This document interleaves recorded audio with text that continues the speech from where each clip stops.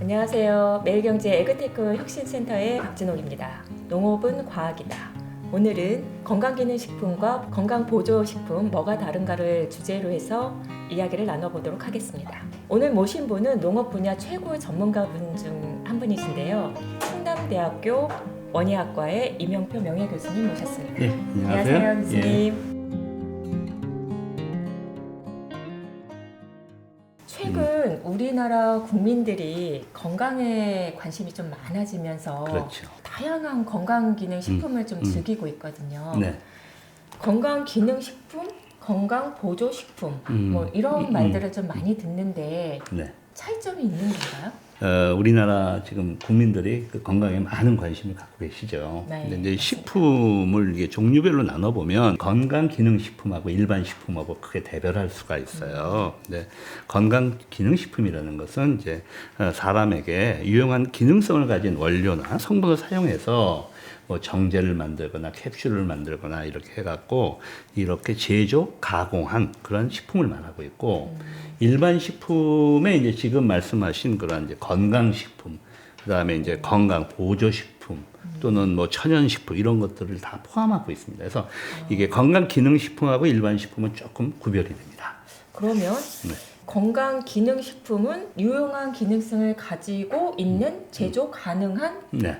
식품 네. 맞죠? 네. 그리고 건강보조식품은 일반 식품에 속해 있단 말이에요. 네. 네. 조금 더 설명을 해주시면. 그러니까 실제로 이제 건강 보조식품이라는 것은 질병 예방이라든지 건강 증진이라든지 이런 거를 목적으로 해서 이제 보조적으로 사용되는 그런 식품인데 이게 이제 거기에서도 영양소라든지 또는 특수 성분의 생리적 효과 이런 것들을 기대하고 사용하는 것들을 말해요. 그래서 이게 과학적인 어떤 부분에서 완전하게 확인된 것이 아닌 것들도 좀 포함이 되는 거고요.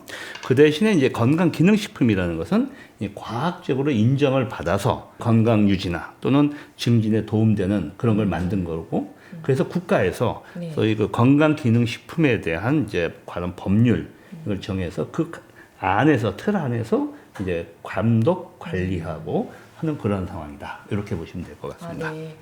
건강기능식품은 법률로 정해서 관리를 하고 있네요. 그렇습니다. 네. 건강기능식품을 먹으면 병이 낫는 건가요?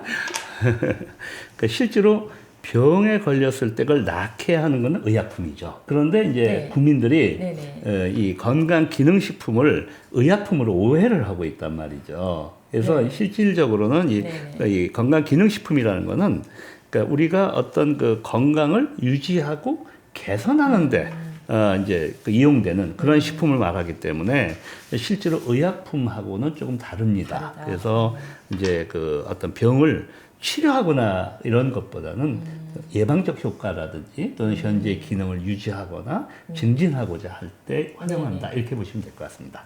간단하게 이제 건강을 유지 증진시킨다. 그렇죠. 여기에 초점이 있는 거네요. 예, 그렇습니다. 그래서일까요? 관심이 좀 이렇게 높아진 만큼 이러한 건강기능식품 이 시장이 급격하게 발전하고 있는 것 같은데 예, 그렇습니다. 뭐 거의 연평균 한 10% 이상씩 성장을 한다고 해요, 요새요. 그래서 국내 시장 규모가 21년도 기준으로 해도 한 4조 9천억, 그러니까 5조 원 정도로 굉장히 큰 시장으로 발전하고 있습니다. 최근에는 이제 제약회사들도 의약품만 만드는 것이 아니고 이 건강기능식품에 대해서도 굉장히 관심을 갖고 이제 상품화하고 이런 것들을 많이 하고 있죠. 그러면 우리나라 대표적인 건강기능식품으로는 뭐 어떤 것들이 있을까요? 2020년도에 이제 식약처에서 나온 통계 이런 걸 보면은 제일 이제 많이 팔리는 게 홍삼. 아, 홍삼. 네. 그다음에 이제 개별 인정형 식품. 그다음에 이제 우리 그 유산균이나 프로바이오틱스. 예, 이런 쪽이 있고요. 비타민, 또 뭐 무기질, 뭐 이런 것들, EPA, DHA 이런 거 함유한 그러한 기름 종류 있죠. 오메가, 불포화 지방산 이런 것들, 이런 것들이 전체 시장 80% 이상을 차지한다. 이렇게 보시면 될 것 같습니다. 홍삼, 프로바이오틱스 뭐 이런 거는 좀 제가 많이 들어봤는데 개별 인정형 식품은 뭔가요, 이게? 그러니까 이제 건강기능식품을 만들려면 원료가 들어가야 되잖아요. 원료가 필요하죠. 그죠. 그 원료를 워낙 다양하니까 정부에서 과학적으로 입증이 되고 일일 섭제 이런 게 다 증명된 것은 고시형이라고 합니다. 네네. 그다음에 이제 개별 인정형 이제 건강기능식품 원료가 있는데 네. 이제 고시는 되지 않았지만 그 회사에서 네. 저희 전임상이라든지 이제 기본적 임상 초기 임상을 해서 이거 이제 안전성이라든지 효능성을 어느 정도 검토해서 검증해서 네. 이게 정부에서 어느 정도 인정해주는 그 원료로 한 거죠. 그러니까 고시는 아직 안 된 전 단계에 있는 개별 인증, 정부가 아니고 회사가 인정한 그런 것들이다 이렇게 보시면 됩니다. 이런 개별 인정성 식품 종류도 많을 것 같은데요. 네, 헛개나무 추출물 그렇죠. 이런 것도 혹시 포함되는 건가요? 술 한 잔 먹고 저희 하는 거 헛개나무 추출물 먹으면 뭐 수 그것도 있겠다 뭐 그러죠. 뭐 그렇죠. 그런 그런 종류인가요? 종류예요. 그래서 뭐 도라지 추출물이라든지 밀크 시슬이라든지 뭐 표고버섯 균사체라든지 또 지금 말씀하신 그런 헛개나무 추출물, 뭐 백소 이런 것들이 다 그 안에 들어간다 이렇게 보시면 종류를 되겠습니다. 좀 말씀을 해주시니까 네, 이해하기가 좀 쉬운 것 같아요. 네, 네. 그렇습니다. 좀 다양하게 있는데 정부에서 국민 건강 관리를 위해서 좀 허가를 내기 위한 이게 많은 과정들이 좀 필요한 것 같아요. 그렇죠.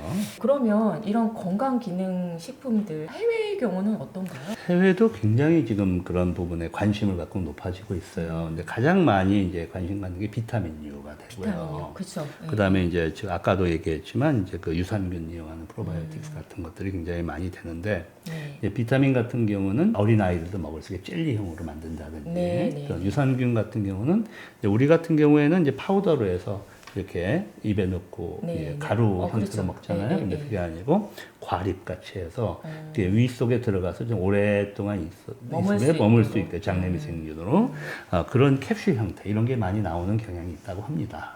말씀 들어보니까 다양한 형태 그리고 다양한 종류 음.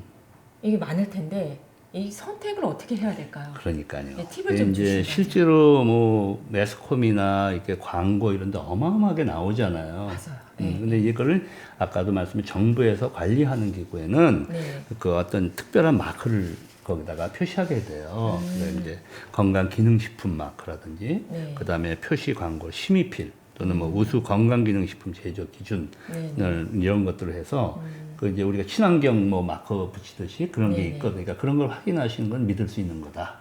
이렇게 보시고 정부에서 관리하는 거다. 이렇게 보시면 훨씬 나을 것 같습니다. 유통기한도 확인을 해야 당연하죠. 되나요? 네. 유통기한은 당연한 거고 그렇죠. 예. 국가에서 인증하는 마크 확인 그렇죠, 그렇죠. 명심을 해야 될 것 예, 같은데요. 예. 네.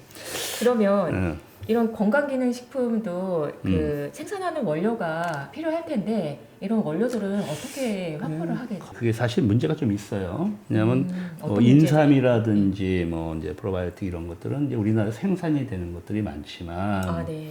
많은 경우가 외국에서 이제 수입해서 네. 그걸 가지고 활용하는 경우가 많거든요. 그래서 네네. 이제 외국에서 수입할 경우에 그 성분 자체가 확실한지 물론 뭐 저희가 회사에서 볼 수 없으니까. 네네. 이제 그런 부분들이 좀 걱정이 좀 되죠. 네. 그 약용 작물의 경우에 음. 이 중국산이 좀 많이 들어온다는 얘기도 있던데 그렇죠. 어떤 건가요?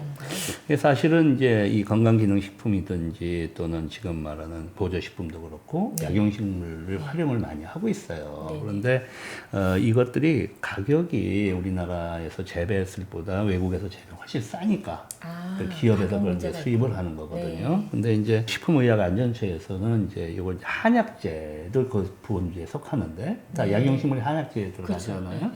그게 이제 1년에 우리나라가 한 1,700억 정도를 수입한다고 그래요. 근데 우리나라 시장 규모가 한 3,500억 정도 된다고 하니까 50% 절반, 정도 그렇죠. 절반 이상. 근데 그게 자꾸 늘어나는 추세로 보여지고 있어요. 걱정은 뭐냐면 이런 게 재배되는 과정이나 또는 성분 같은 걸 추출하거나 또는 그걸 이렇게 수확해서 가져오는 과정이 우리가 모르는 상황이 많기 때문에 그 안에 이제 어떤 식으로 뭐 농약이 들어갔든지 중금속 오염이 된다 이런 부분들이 연결이 되니까 국민들이 그거를 신뢰하지 못하잖아요. 그렇죠. 그래서 이제 지금도 그런 이제 한약재나 이런 것들이 중국산이 많이 들어온다 해서 신뢰하지 못하는 그런 문제점들이 있습니다. 그래서 우리나라의 그 농업인들이 이제 그런 걸 재배해서 상품화할 수 있을 정도의 그 퀄리티 컨트롤이라고 QC라고 하는데 네네. 그 취를 높여서 안정화시켜서 갈 수 있고 가격을 제대로 받을 수 있게 만들어주는